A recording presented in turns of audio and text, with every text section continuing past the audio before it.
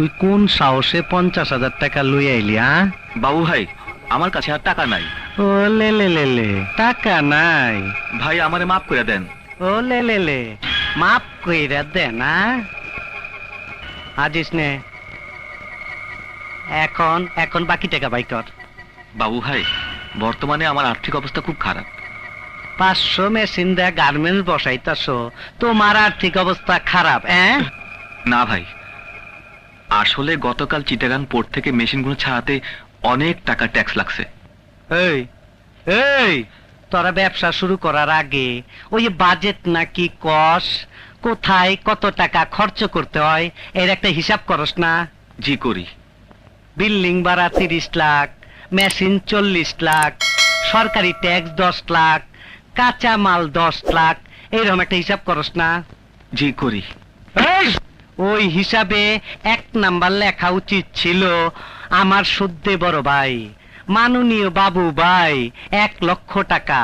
তারপরে ব্যবসা শুরু করার আগে প্রথমে বিসমিল্লাহ কইরা 1 লক্ষ টাকা বাবু ভাইয়ের হাতে দিয়া পায়ে হাত দিয়ে সালাম কইরা দোয়া নিয়া তারপরে ব্যবসা শুরু করা উচিত ছিল।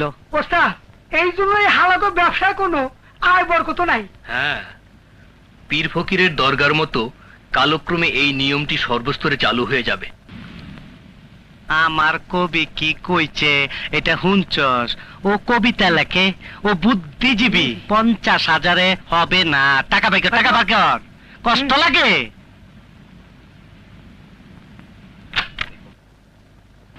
এইটা আবার খুলছস কেন? এই দেখেন, আর 1 টাকাও নাই। তোর বেগে 1 টাকাও নাই, এর তা তো আমার গদি গড়েই দেখছি। এই গুডাউনে আনছি কেন জানস? এইটা এদিকে এদিকে, এইটা হইলো বাস।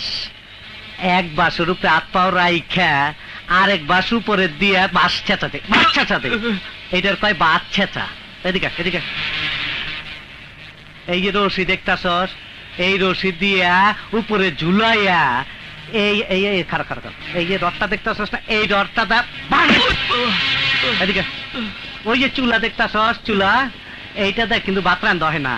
গরম পানি কইরা নাকের ভিতরে ভেড়া ঢুকা দেয়।